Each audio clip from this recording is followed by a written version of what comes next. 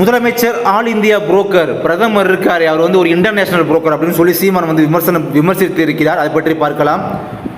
திருவாரூர் மாவட்டம் திருப்புத்துறைப்பூண்டி திருக்கொள்ளிக்கூட அருகே உள்ள அருள்மிகு பொங்கு சனீஸ்வரர் ஆலயத்தில் நாம் தமிழர் கட்சியின் ஒருங்கிணைப்பாளர் சீமான் சாமி தரிசனம் செய்தார். கோயில் சிவாச்சாரியார் தலப்புராணங்களை விளக்க பக்தி பரவசத்துடன் கேட்ட நாம் தமிழர் சீமான் அனைத்து சன்னதிகளுக்கும் சென்று பக்தி பரவசத்துடன் சாமி தரிசனம் செய்தார்.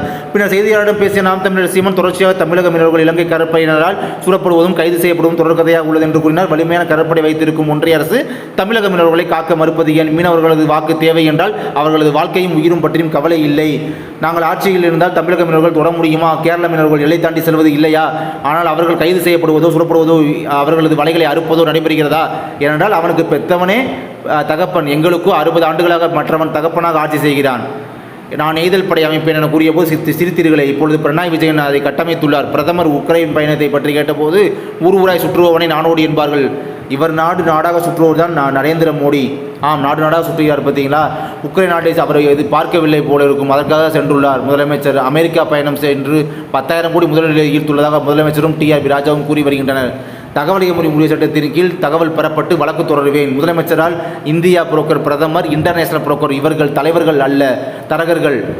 நடிகர் விஜய் கொடி அறிமுகப்படுத்தியிருப்பதை கேட்டபோது வரவேற்கிறேன், வாழ்த்துகிறேன். 2026 சட்டமன்ற தேர்தலில் விஜயுடன் கூட்டணி வைப்பீர்களா என கேட்டதற்கு நான் உங்களிடம் மாட்டிக்கொள்வதால் என்னிடமே இந்த கேள்வியை கேட்டுருக்கீங்க. விஜய் மாநாடு போட்டு கட்சியை வைக்கும்போது அவரிடம் இந்த கேள்வியை கேளுங்க. நான் என்னை விமர்சனம் செய்து கொண்டிருந்தவர்கள் தற்போது விஜய் விமர்சனம் செய்கின்றனர். எனக்கு விமர்சனங்கள் அழுத்து விட்டது என பேட்டியளித்துள்ளார் சீமான் அவர்கள்.